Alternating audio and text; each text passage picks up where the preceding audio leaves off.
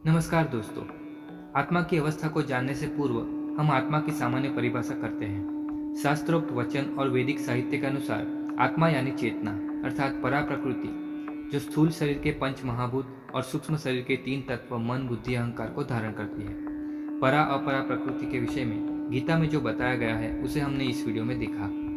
मुंडक उपनिषद में आत्मा की मुख्य चार अवस्थाओं का वर्णन मिलता है, जिसे हम इस वीडियो में जानेंगे।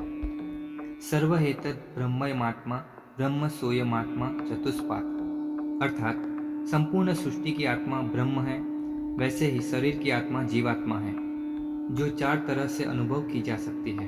पहली अवस्था है जागृत अवस्था। जागरित स्थानो बहिस्प्रज्ञः सप्तांग एकोनविंशति मुखः स्थूल भुग्वेश्वानरः प्रथम पादः, जिसका अर्थ है जो बहिस्प्रज्ञ है, 7 अंगों वाला है और 19 मुखों वाला तथा स्थूल विषयों का उपभोक्ता है, वह वैश्वानर आत्मा का प्रथम पाद है। सरल अर्थ में यह आत्मा की जागृत अवस्था है जिसमें हम जागृत होते हैं, जिसमें 5 कर्मेंद्रियां यानी शरीर के स्थूल अंग आँख कान नाक जीभ त्वचा और 2 सूक्ष्म अंग बुद्धि अहंकार, यह 7 अंग सक्रिय होते हैं। जीव भोग के लिए जो 19 मुखों का उपयोग करता है वे सक्रिय होते हैं। 19 मुखों में 5 कर्मेंद्रियां, 5 ज्ञानेंद्रियां, 5 प्राण और 4 अंतःकरण मन बुद्धि चित्त अहंकार का समावेश होता है। यह अवस्था में जीव की ऊर्जा सभी तरह भोग के लिए जागृत रहती है। दूसरी अवस्था है स्वप्न अवस्था। स्वप्न स्थानोन्तः प्रज्ञः सप्तांग एकोनविंशति मुखः प्रविविक्त भुक्तेजसो द्वितीय पाद, अर्थात जो अंतः प्रज्ञ है, 7 अंगों वाला है और 19 मुखों वाला है तथा सूक्ष्म विषयों का उपभोक्ता है, ऐसा तेजस आत्मा का दूसरा पाद है। सरल अर्थ में यह आत्मा की स्वप्न अवस्था है जिसमें व्यक्ति को इंद्रियों के शारीरिक अंग सक्रिय नहीं होते, किंतु फिर भी वह इंद्रियों का आनंद सूक्ष्म शरीर द्वारा करता है। अर्थात 5 कर्मेंद्रियां की जो सूक्ष्म ज्ञानेंद्रियां है, इसका संबंध मन से है, वे सक्रिय होती है। जो अंतः प्रज्ञ अर्थात आंतरिक मन में इंद्रियों का उपभोग करता है, नींद में आने वाले स्वप्न की अवस्था है जिसमें वह न जागते हुए भी इंद्रियों का उपभोग का अनुभव करता है। तीसरी अवस्था है सुसुप्त अवस्था। यत्र सुप्तो न कंचन कामम कामयते न कंचन स्वप्नम पश्यति तत् सुसुप्तम। सुसुप्त स्थान एकीभूतः प्रज्ञान घन एव आनंदमयो, यह आनंदम भुक्त चेतो मुखः प्राज्ञस्थ तृतीय पाद, अर्थात जो न तो विषय भोग करता है न ही उसका स्वप्न देखता है और जो एकीभूत होकर इंद्रियों से अज्ञान रहकर ही आनंद का भोगता है तथा चेतना रूप मुख वाला है, वह आत्मा का तीसरा पाद है। सरल अर्थ में इस अवस्था में मन और इंद्रियां उसके विषय के साथ निष्क्रिय रहती है। व्यक्ति को स्वयं के होने का कोई ज्ञान नहीं रहता। मन निर्विचार होता है। स्वप्नहीन नींद की अवस्था है, जो निर्विचार मन के कारण चेतना का स्वयं में ही विस्तार है, जो आत्मा का आनंद स्वरूप है, क्योंकि वहाँ विचार निर्मित कोई दुख का अनुभव नहीं होता है। यह आत्मा के स्वयं में ही ठहर जाने की आनंदमय स्थिति होती है।